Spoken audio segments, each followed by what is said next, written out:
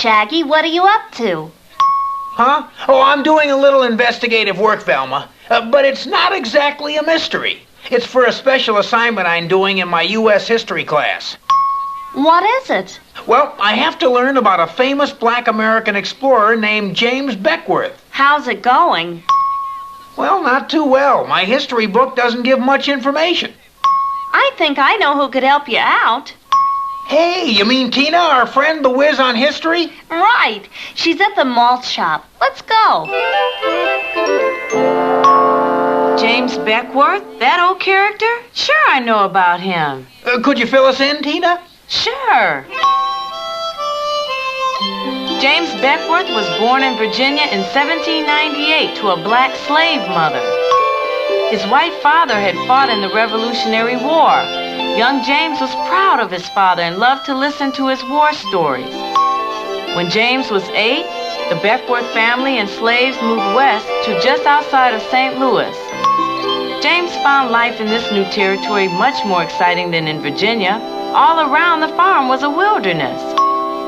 And in that wilderness lived wild animals and savage Indians. Oh boy, he found that exciting.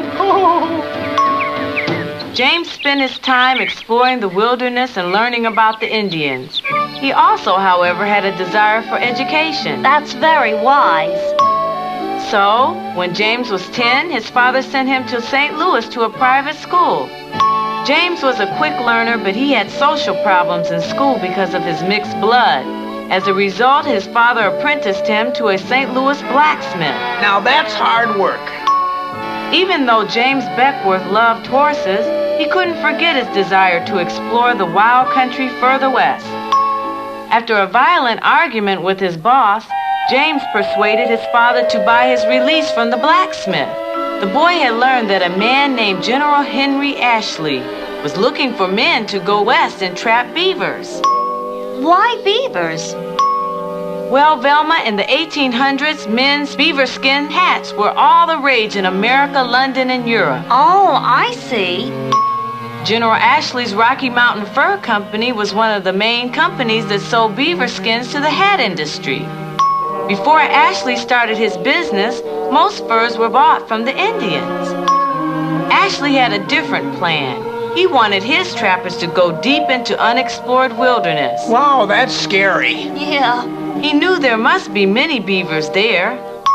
He hired about 100 tough men to carry out his plan. Included were Kit Carson. Kit Carson? He was famous. Jedidiah Smith and none other than James Beckwourth.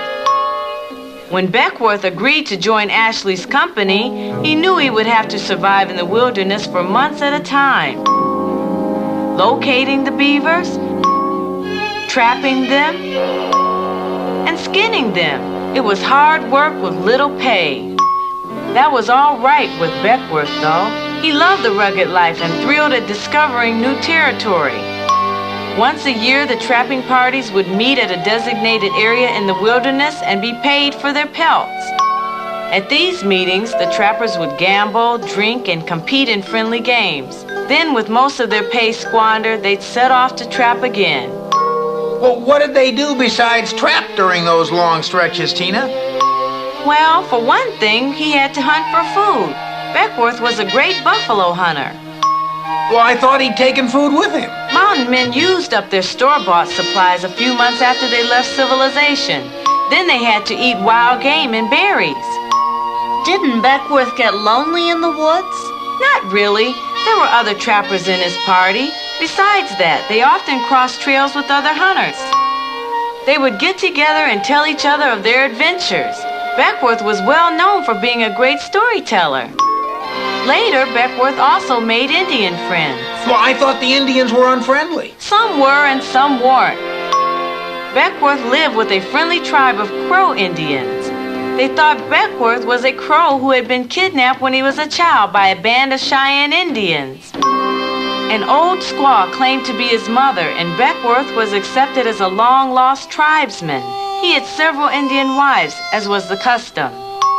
Beckwourth lived with the Indians for many years. He was even made a sub-chief. Wow, how did he manage that? The Indians generally admired his cunning and bravery. One incident assured Beckwourth's honor, however. Well, what was that, Tina? Both Indians and trappers were afraid of grizzly bears. They're not the only ones, I'll tell you. Yeah. The creatures weighed well over 1,000 pounds and stood 7 or 8 feet tall. One day, some Indians drove a wounded grizzly into a cave. Although they were brave, the Indians knew that going into the cave to finish the bear could easily mean death. Beckwourth decided to go in alone. He did?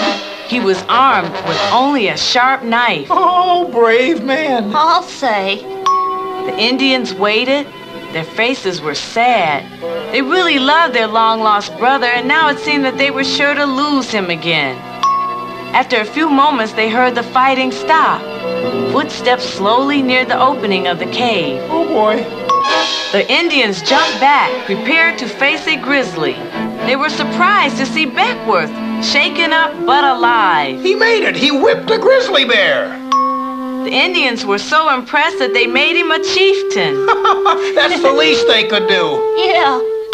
Beckwourth served as a Crow chief for many years before returning to the white man's civilization. He led the Indians in peace and war under his Crow name, Medicine Calf. After leaving the Crows, Beckwourth served as a scout and courier for the Army both in the West and in Florida for a short period. In 1842, Beckwourth established a trading post and founded a small community that in later years was to become Pueblo, Colorado. No kidding. Soldier of fortune Beckwourth was even involved in the war against Mexico, which established the Southwest as U.S. territory. His last great discovery was an important pass in the Sierra Nevada mountains. The Beckwourth Pass still bears his name. Wow, Tina, James Beckwourth was certainly an impressive figure. Yes, Shaggy, it was men like James Beckwourth who learned where the mountains began and ended, and who learned the hard, thirsty way where the deserts lay. They were the men who discovered, but sometimes did not live to tell where the hostile Indian territories were. It was men like Beckwourth who made the first Western maps and served as scouts for the wagon trains. Because they understood the Indians so well, they were also the men who served as interpreters and advisors for the government. James Beckwourth and his fellow trappers were the trailblazers who opened up the West. Wow, I see what you mean. Beckwourth was an important part of our history and heritage, Tina. Very true, Shaggy. Men like James Beckwourth are a rare breed, and their contributions are hard to measure.